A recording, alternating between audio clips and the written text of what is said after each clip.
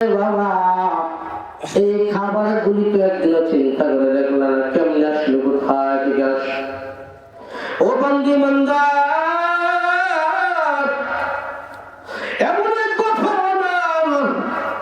আল্লাহ রাস্তার মধ্যে দিয়ে যায়, হঠাৎ করে দেখতে পায় একটা মরা গাছের পরে একটা পাখি পোকামাকড় দইরাই না কিচির মিচির করে, আবার পোকাটা ছেড়ে দেয়। এই পাখিটা আবার চলে যায়, আবার পোকা এলে আবার সেখানে ছেড়ে দেয়। আল্লাহ চিন্তা করলো এখানে কেন স্যার একটা মরা বৃক্ষ, কিছুই দেখা যায় না। কথা বুঝতেছেন আমার? কিছুই দেখা যায় না। এখানে পাখিটা বিভিন্ন পোকামাকড় ঠুট দিয়ে এলে এখানে ছেড়ে দেয় কেন? আল্লাহ দেখার জন্য ময়া দিয়া পায় উঠে উপরে উঠছে। ওটার পর দেখতে পায় একটা বিশাল সাপ, চোখে দেখতে পায় না। এই সাপটা বিশাল বড় সাপ, অসুস্থ, নড়াচড়া করতে পারে না, দম আছে, জীবিত। এই সাপটারে খাওয়ানোর জন্য আল্লাহ তাআলা একটা পাখির মাধ্যমে এই সাপের মুখের মধ্যে খাবার খাওয়ায় লালন পালন করে। ভাই আমার, বন্ধুরা আমার, ফেরেশতা এসে বলে আল্লাহর বান্দা সারাটা পৃথিবীর জমিন তোমার জন্য খুঁজেছি, কোথাও এক মুঠ খাবার তোমার জন্য সংগ্রহ করতে পারি নাই। আমার মনে হয় দুনিয়ার জীবনে এই যে তোমার জন্য শেষ হয়ে গেছে। এই বলে ফেরেশতা বিদায় হয়ে যায়। দ্বিতীয় প্রকার ফেরেশতা পানীয় কাজের জন্য নিয়োজিত রয়েছে। ও বান্দা, আপনি আমি কত গ্লাস পানি পান করি সেটার কোন হিসাব নিকাশ পাওয়া যায় না। কত গ্লাস পানি পান করেছি, কত জায়গায় পানি পান করেছি। আল্লাহর ফেরেশতা বলে আল্লাহর বান্দা সারাটা পৃথিবীর জমিন তোমার জন্য খুঁজলাম, এক ফোঁটা পানি তোমার জন্য ব্যবস্থা করতে পারি নাই। আমাদের মনে হয় তোমার দুনিয়ার জমিনের পানি শেষ হয়ে গেছে। ও বান্দা, আমাদেরকে তোমার কাছ থেকে আজকে থেকে আমরা বিদায় হয়ে গেলাম। তৃতীয় নম্বর প্রশ্ন, আপনি আমি দুনিয়ার জমিনে আসার পর কত দম্ভ হয়ে যাচ্ছে রে বাবা। ও বান্দা, দেখবেন রাস্তা দিয়ে চলতেছেন, বৃষ্টির মধ্যে কাদার মধ্যে এমন ভাবে পিছ লাগাইছেন, পা মনে হয় ভেঙে যাওয়ার উপক্রম, অথচ দেখা যায় তেমন ক্ষতি হয় না। কারণ হলো আপনি দুনিয়া জমিনে আসার পর মরণ পর্যন্ত আপনার আমার বডিটা হেফাজতের জন্য আল্লাহ তাআলা এক শ্রেণীর ফেরেশতাদেরকে নিয়োজিত করেছেন। এই ফেরেশতাগুলো আপনার আমার বডি হেফাজতের জন্য নিয়োজিত রয়েছে। চিন্তা করেছেন? আপনার দেহকে হেফাজতের জন্য এক শ্রেণীর ফেরেশতা আল্লাহ পাক নিয়োজিত করেছেন। সেই ফেরেশতা সব আল্লাহর বান্দা দুনিয়ার জমিনে তোমার জন্য কত ঘোরাফেরা করেছি, তোমার দেহ রাখার মতো আর জায়গা পাইলাম না, তোমার থেকে বিদায় হয়ে গেলাম। আমাদের মনে হয় তোমার দুনিয়ার হায়াতের জিন্দেগি শেষ হয়ে গেছে। সর্বশেষ ফেরেশতা অক্সিজেনের ফেরেশতা, আপনি আমি দুনিয়ার জমিনে আসার পর কত অক্সিজেন গ্রহণ করলেন বাবা। যদি টাকা পয়সা দিয়ে কিনা লাগতো, দুনিয়ার জমিনে কত মানুষ অক্সিজেনের অভাবে তারা ইন্তেকাল করতে। কথা বলেন ঠিক কিনা? কথা বলে না কেন? ও বন্ধু বান্দা,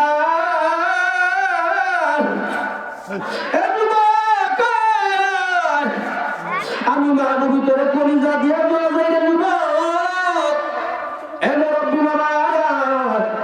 কত রাত কত দিয়ে কাটাইছে রে বাবা। অযুবক, আসলে বাবা আজকের মাহফিলের মধ্যে বসে যাও, পর্দারের মা ভালো করে বয়ানটা শুনে বা। চতুর্থ নম্বর ফেরেশতা অক্সিজেন আপনার শ্বাস প্রশ্বাসের জন্য নিয়োজিত।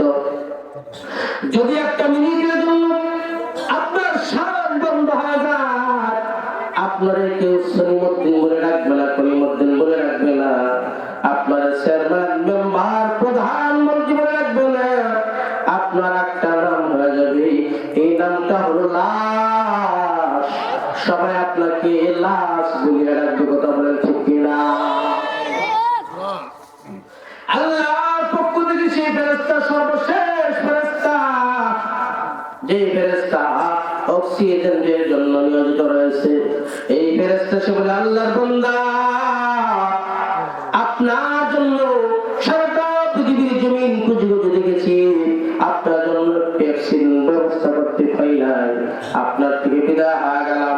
এই বলে সেই ফেরেশতাগুলো বিদায় হয়ে যাওয়ার পর দুই শ্রেণীর মানুষ দুনিয়া জমিনে, তার মধ্যে এক প্রকার হলো নেককার, এক প্রকার হলো নামাজি আল্লাহওয়ালা বুজুর্গ, আর এক প্রকার হলো বদকার ওখানে ইমানদার। নেককার ব্যক্তির জান্নাত যখন কবজ করা হয় কেমন করে হবে? সবাই একটু জোরে তাকবীর দিয়ে দেয়। আল্লাহু আকবার। মুসলমান নেককার বান্দা যারা, আপনি আমার মতো দাড়ি টুপিওয়ালা মুসলমান ইমানদার, তাদের জানটা কত সুন্দর করে কবজ হবে। কেমনে হবে জানেননি? ভাই আমার বন্ধুরা, আমার তাফসীরের মধ্যে আসছে আল্লাহ ফেরেশতা জান কবজ করার জন্য পায়ের দিকে যাবে, পা দিয়ে আঘাত করতে করতে জান কবজের জন্য যখন যাবে, পায়ের জমান করে যাবে, নেককার বান্দার পক্ষ থেকে ফেরেশতা জবাব দিবে, নেককার বান্দার পক্ষ থেকে বলবে, না না, ওই দিকে আসা যাবে না, কারণ হলো এটা সাধারণ কোনো পা না, এই পা দিয়ে হাইটা হাইটা আল্লাহর ঘর মসজিদে যাইতো নামাজ আদায় করার জন্য। আরে লিল্লাহি তাকবীর। এই পায়ের দিকে আসা যাবে না, কারণ হলো এই পা বড় দামি পা, এই পায়ের মাধ্যমে যাইতো ওয়াজ মাহফিল শোনার জন্য, এই পায়ের মাধ্যমে দাওয়াত তাবলীগের কাজ করত। ও বন্দি মান্দা উনি যা ভাইটা রে বাবা, দুনিয়ার জমিনে বিশেষ করে বাংলাদেশের মধ্যে সমস্ত মানুষগুলি একটা বিষয় খুব মন থেকে ভালোবাসতো, মহব্বত করতো, সেটা হলো দাওয়াতে তাবলীগ। দাওয়াতে তাবলীগের মধ্যে কোনো দল ছিল না, বিভক্তি ছিল না, কথা বলেন না কেন? আর কথা বলেন না কেন? দাওয়াতে তাবলীগের মধ্যে কোনো দল ছিল না, বিভক্তি ছিল না, সকলে এক কাতারে এক হয়ে নামাজ পড়তো, এক কাতারে হয়ে আমরা দাওয়াতের কাজগুলি করতাম বান্দি মান্দার। কিন্তু আল্লাহর হাবিব বলেছেন আমাদের পূর্ব মুহূর্ত সময় কেমন হবে? তসবির দানা একটা ছিঁড়ে পড়ে গেলে যেমন নাকি একের পর এক করে যায়, আমাদের পূর্ব মুহূর্তে একের পর এক আলামত আসতে থাকবে, বিপদ আসতে থাকবে। ও বন্ধু মান্দার, আল্লাহর বান্দা, নেককার পরহেজগার বান্দার জানটা কেমন করে কবজ হবে? ও বান্দা, আল্লাহ তাআলা কোরআনে কারীমের আয়াত নাযিল করে বলে দেন, ওই যে পায়ের কাছে যখন যাবে জান কবজের জন্য, পা দিয়া জান কবজ করতে পারবে না। ডান হাতের দিকে যাবে জান কবজের জন্য, হাত বাঁধা হবে না, না ওই দিকে আসা যাবে না, কারণ হলো ওই হাতের মাধ্যমে বেশি বেশি আল্লাহর মহব্বতে, আল্লাহর ঘর মসজিদে মাদ্রাসায় বিভিন্ন কাজের মধ্যে এই হাতের মাধ্যমে মানুষকে দান করতে। সুবহানাল্লাহ। বাম দিকে যাবে সেখানে বাধা আসবে, মাথার দিকে যাবে সেখানে বাধা আসবে, জান কবজ করতে পারবে না, আল্লাহ পাকের কাছে চলে যাবে। ফেরেশতা বলবে, আল্লাহ তাআলা এমন কোন বান্দার কাছে পাঠাইলা তার জান কবজ করব, কোনদিন দিয়ে পারতেছি না। আল্লাহ পাক বলবে, ফেরেশতা রে, একটা দুনিয়ার জমিনে আমার কোন সাধারণ বান্দা না, আল্লাহু আকবার, তুমি তার জানটা এমন করে কবজ করতে পারবি না। এর ফেরেশতা তুমি একটা দিকের টুকরা দিলাম রে ফেরেশতা, এই আয়াতে কারিমার টুকরা যখন ধরবা, আয়াতে কারিমার টুকরার সুসংবাদ এইটা আসছে, আর তার জান কবজ হয়ে চলে আসবে। আল্লাহু আকবার। ইয়া ইলাহি তু মেরা মাবুদ হ্যায়, ইয়া ইলাহি তু মেরা মাশুক হ্যায়, গরনা বাশাত লুৎফে তো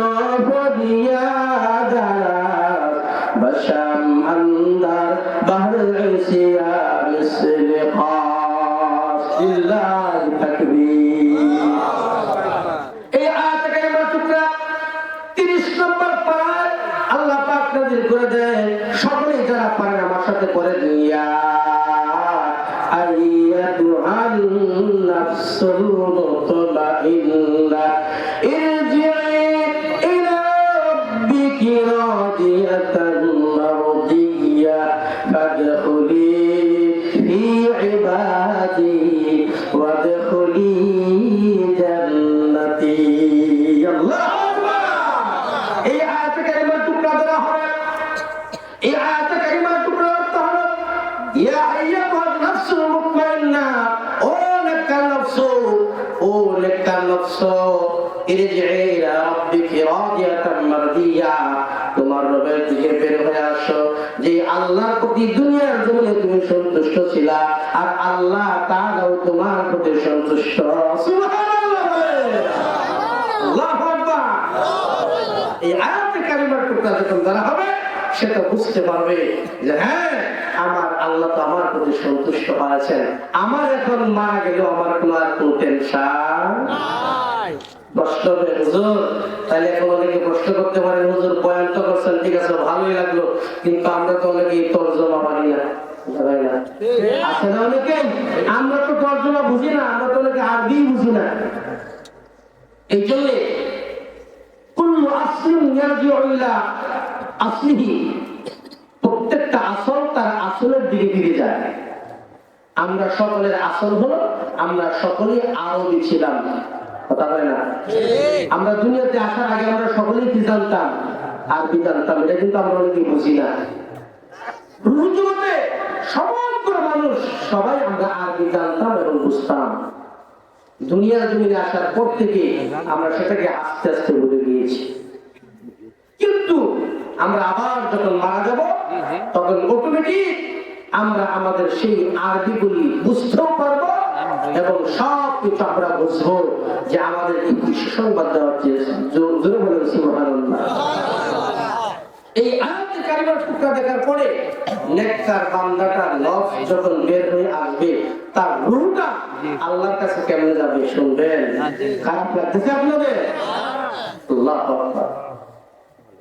ভাই আমার, বন্ধুরা আমার, সন্তান যখন জন্ম হয়, সুন্দর পুত্রের সন্তান জন্ম হওয়ার পর দাদা খুলে নেয় নাতিরে চুমু খায়, কথা বলেন, নাতিরে খুলে নেয় চুমু খায়, বাবা খুলে নেয় চুমু খায়। মা যখন সন্তানকে দেখে মায়ের খুলে ঠান্ডা হয়ে যায়। ও বন্দি মন্দা, তাফসীরের মধ্যে আসছে নেককার বান্দার জানটা যখন কবজ করা হবে, জানটা কবজের পূর্বেই আল্লাহ পাকের জান্নাতি মেশকে আম্বর মাখা রুমাল, আল্লাহু আকবার, জান্নাতি মেশকে আম্বর মাখা রুমাল নিয়া আল্লাহর বান্দার কাছে ফেরেশতা সেবন করে ধরবে। ধরার পর রূহটা যখন বের হয়ে আসবে, এই একের পর এক ফেরেশতা একজনের হাতে আরেকজন, আরেকজনের হাতে আরেকজন, এইভাবে নিতে নিতে আল্লাহ পাকের আরশ আজিমের মধ্যে চলে যাবে। আল্লাহু আকবার। ইহা হাম সব মুসাফির হায় কবর আখির ঠিকানা, कोई आगे रवाना है कोई पीछे रवाना, चंदगुई बागमान बुस्तान मान, लगुई गुर गुर सुतान मान। अरे अल्लाह बंदी बंदा, এই বান্দা জানটা কবজ হওয়ার পর আল্লাহ পাকের আরশ আজিমের মধ্যে চলে যাবে। দুনিয়ার প্রথম আসমানে যাওয়ার পর ফেরেশতারা বলবে, বান্দা ও ফেরেশতা, আসমানের দরজা খোলা যাবে না আল্লাহর অনুমতি ছাড়া। ফেরেশতারা বলবে, ও আল্লাহর বান্দা, ও আল্লাহর সৃষ্টি, আল্লাহ এটা খাস বান্দা, সাধারণ বান্দা না, এই বান্দার জন্য আমার আল্লাহ জান্নাতের গ্যারান্টি দিয়ে দিয়েছে।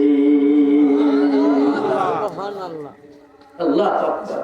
চিন্তা করছে দুনিয়ার মধ্যে আপনি সব ফলাফল দেখতে পাবেন। পরীক্ষা দিয়েছেন, পরীক্ষার হলে আপনি কত নাম্বার পাবেন এটা ছাত্র যদি মেধাবী হয় সে নিজেও বুঝবে।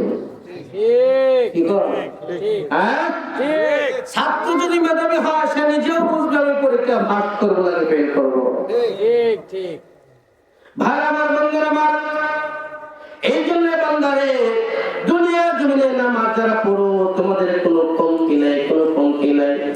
যদি এক শ্রেণীর মানুষ বলে একেবারে নামাজ পড়া কবরের মধ্যে ঘা বাঁধা ফেলাইছো, লাভ হবে না। ও বন্দী বান্দা, মানুষের কথা দাম নাই, কোনো দাম নাই।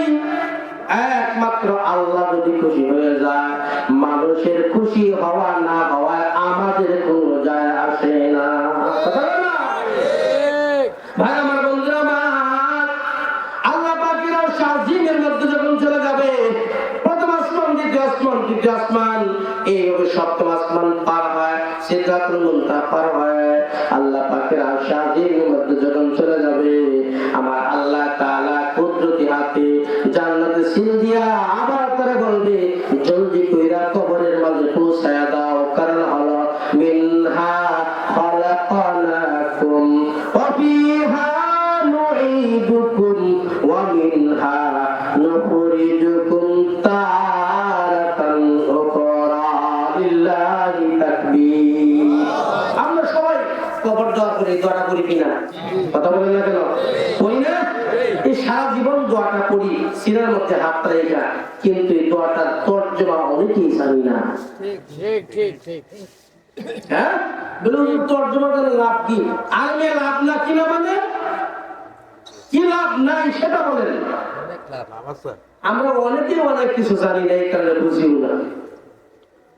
মিনহা খালাকনাকুম মানে আল্লাহ পাক তোমারে মাটি থেকে বানিয়েছেন, ওয়া ফিহা নুঈদুকুম আবার তোমারে মাটির মধ্যে রেখে দেওয়া হলো, ওয়া মিনহা নুখরিজুকুম তারাতান উখরা আবার মরণের পর কিয়ামতের দিন আল্লাহর কাছে হিসাবের জন্য এই মাটি থেকে তোমাকে উঠতে হবে। কথা বলেন ঠিক কিনা? দেখছেন, এই আয়াতের মধ্যে কিন্তু তর্জমা আছে, কিন্তু এরপরেও আমরা কপাল করা মুসলমান, আমরা আবার কেউ রাগের ছুটে বইলা বলি, আরে মরার পর যাই হোক না হোক না, কথা হয় না, বলি কিনা?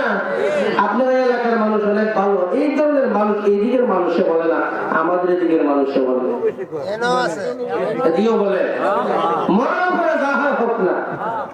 হাইরে কপাল করা মুসলমান। ও বাবারা, সারা জীবন তো বয়ান শুনছো, আজকেও শোনো, মাহবুবের বয়ানটা মুখস্থ করে রাখো। সাবধান, এমন কোনো কথা বলা যাবে না।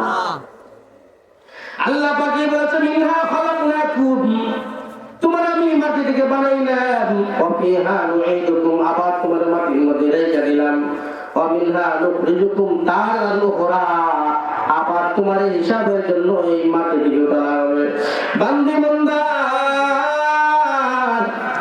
পক্ষান্তরে যেই বান্দা ইমানদার, নেককার, মুত্তাকি, পরহেজগার, এই বান্দারে কবরের মধ্যে রাখার পর তার কবরের অবস্থাটা কি হবে?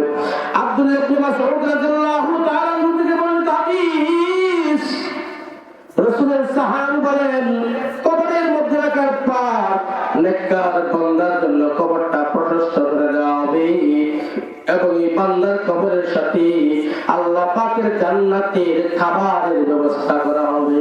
আল্লাহু আকবার। ভাই আমার, বন্ধুরা আমার, কবরের মধ্যে শান্তি আর শান্তি, কিন্তু এই শান্তি দুনিয়া জমিন থেকে কামাই করা লাগবে। কথা বলেন না কেন? পক্ষান্তরে যে মানুষটা দুনিয়া জমিনে নামাজ পড়ে নাই, সুদ খাইছে, ঘুষ খাইছে, আল্লাহর বিধান মানার জন্য তার কোনো তোয়াক্কা করে নাই, এই মানুষটার মরণ যখন হবে, কেমন ভাবে তার জানটা কবজ হবে? ও বন্দী ইমানদার, কাফের, বেঈমান, বেনামাজি, সুদখোর, ঘুষখোর যদি হয়, বান্দার জানটা কেমন করে কবজ হবে? ও আল্লাহর বান্দা, তাফসীর দেখলে চোখের পানি ধরে রাখা যায় না। এই বান্দা জানটা কবজ করার সময় আজরাইল বড় বড় চক্ষু ভের করে দেখে যে ধাঙ্গরে বাবা, এই চক্ষু দেখার পর মানুষটা ভয় পা যাইবে। এই জন্য দেখবা তোমার গ্রামের মধ্যে যখন কিছু মানুষ মারা যায়, দুনিয়ার জন্য যত বেনামাজি দেখবা, যত সুদখোর, ঘুষখোর, যত আল্লাহ বিরোধী মানুষদেরকে দেখবা, মরণের সময় সে বারবার কম্বল দিয়া তার নাক মুখ ডাকে, হয় কি হয় না? কথা বলেন না কেন? ও বন্দী ইমানদার, তার চক্ষু যেন কেমন করে, আর হাতের যেমন কেমন করে, পা গুলি যেন কেমন করে। কারণ হলো তুমি দেখতে পাও না, আমি দেখতে পাই না, কিন্তু যে ব্যক্তির কাছে আজরাইল মালাকুল মউত ফেরেশতা ব্যক্তির কাছে যখন বড় বড় চোখগুলি তাকাইয়া থাকে, এই চোখগুলি দেখার পর মুর্দা ব্যক্তি সে ভয় পাইতে থাকে, ভয় পাওয়া যায়। ও বন্দী বান্দার, এই ব্যক্তির জানটারে কবজ করার জন্য ফেরেশতা দৌড়াইতে থাকে। তার দেহের মধ্যে মাথা থেকে পা পর্যন্ত ওই ফেরেশতার দৌড়ানোর কারণে মাথা থেকে পা পর্যন্ত তার রূহটা দৌড়াইতে থাকে, দৌড়াইতে থাকে। এক সময় তার জানটা এমন ভাবে কবজ করা হয়, আর সেই গলার মধ্যে যদি মুখটা যখন হা করে আপনারাও দেখবেন, আপনার ওই মুখের মধ্যে যদি কয়েক চক পানি ঢেলে দেওয়া হয়, তারপরে বোঝা যায় পানি কোথায় গেছে। যিনি পানি ডালতেছে তিনিও বুঝতে পারে না। কথা বলেন না কেন? ও বেঈমান, নাস্তিক, মুরতাদ, কাফেরের দল, দুনিয়ার জমিনে মুরতাদের থেকে শিখরে বাবা। এত লম্বা বয়ানের প্রয়োজন নাই, শুধু মানুষ যখন মারা যায় তার মৃত্যুর অবস্থা দেখার জন্য একটু যাইও। ও বন্দী ইমানদার, আমার জীবনে তো এমন দেখছি, মরণের পর মুখটা এমন ভাবে হা করে আছে, মনে হয় এই মুখের মধ্যে কয়েক কেজি চাউল রাখা যাবে। কথা বলেন আছে না? না ভাই আমার, বন্ধুরা আমার, দুনিয়ার জমিনে বাহাদুরি করলে লাভ নাই। যতই নেতামি করো, যতই মানুষ তোমার ভালো বলুক না কেন, আল্লাহর কাছে তুমি দামি না হও, তাইলে মরণের পর তোমার জন্য কিন্তু কঠিন অবস্থা আছে না? না ভাই আমার, বন্ধুরা আমার, কি বয়ান করবো আপনাদেরকে? সারা রাত বয়ান করলে শুধু শুনতে মন যাবে মুসলমান। ও বন্দী বান্দার, এই ব্যক্তিটার জান কবজ হওয়ার পরে তাকে যখন গরম পানি দিয়ে গোসল করার জন্য নেওয়া হয়, তখন সেই মুর্দা ব্যক্তিটা রূহটা চিৎকার করে বলতে থাকে, ও আমার সন্তান, গরম পানি দিয়ে আমার গোসল করার জন্য তুমি কোথায় গেল?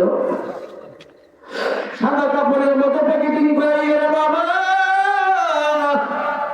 এরা যুবক, তোমার বাবারে তুমি সাদা কাপড়ের মধ্যে প্যাকেটিং করিয়া তোমার বাবারে চির জীবনের জন্য উড়াইয়া দিলে রে বাবা। ওই বাবা তোমার কত সুন্দর কাপড় কিনে দিতে চাইয়া মাথার ঘাম পায়ে ফালাইয়া তোমার বাবার মতন আসার আছে।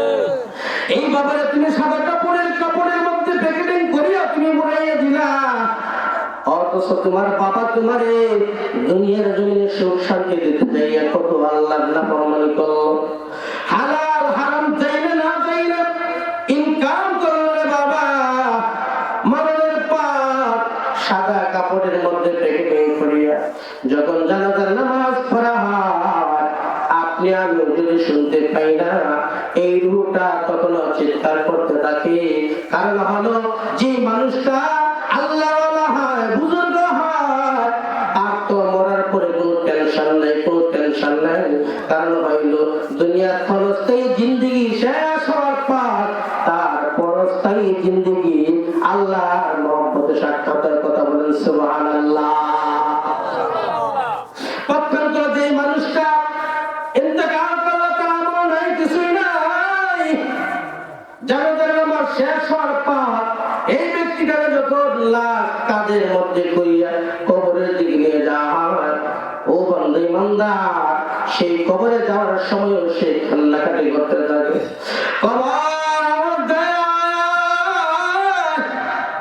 আমার পেটের মধ্যে বড় ক্ষুধা, আমি ঘাস করে ফেলবো। কবরের আওয়াজ দেখার পর সে বন্দাটা সেই রূহটা চিৎকার করে কান্না করতে থাকে। সন্তানদেরকে বলে, সন্তান, তার দ্বারা তাদেরকে লক্ষ্য করে বলতে থাকে, তাদের সাথে সারাটা জীবন চললাম, আজকে তোরা দুনিয়ার মহব্বত ছাড়িয়া আমার এই কবরের মধ্যে নিয়ে যাইতেছ, আমি একা একা কেমন করে থাকবো?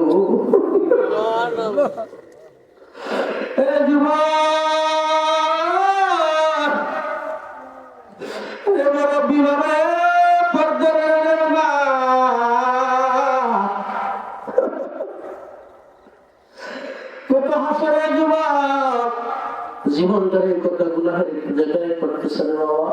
ও বন্ধু বান্দা, কবরের মধ্যে যাওয়ার সময় কান্না করে আমার একা একা কবরের মধ্যে রাখো না, অন্ধকার কবরে কেমন করে একা একা থাকো। ও বন্ধু বান্দা,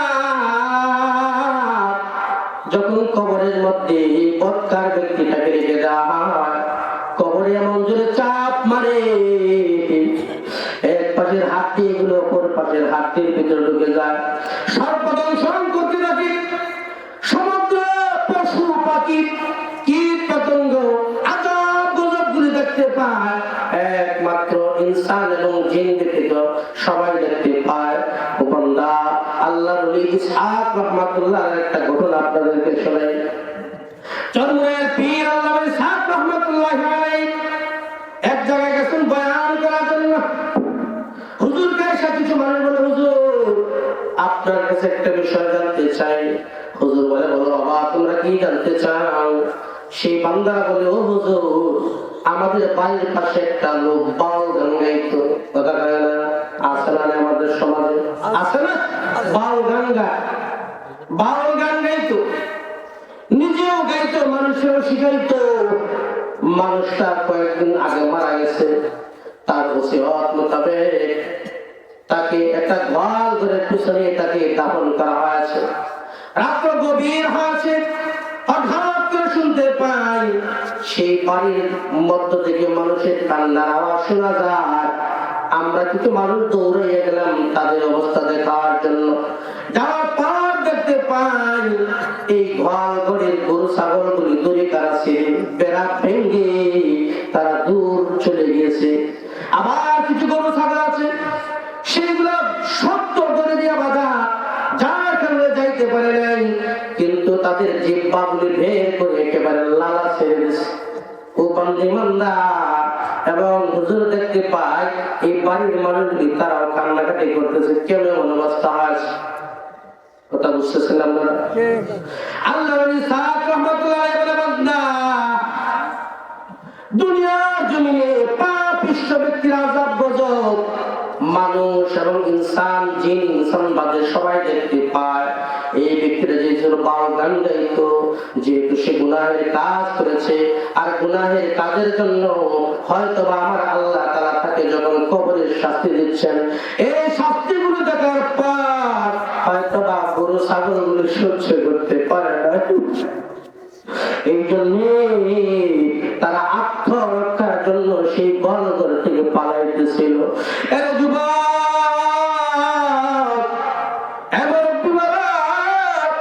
বুখারী শরীফের হাদিসের মধ্যে আসছে, আল্লাহ তাআলার হাবিব মায়ার নবী আল্লাহর হাবিব সাল্লাল্লাহু আলাইহি ওয়াসাল্লাম যখন স্বপ্নের ভিতরে দেখতে পান আল্লাহর হাবিবকে দুইজন ফেরেশতা এসে দুইটা হাতের মধ্যে ধরছে।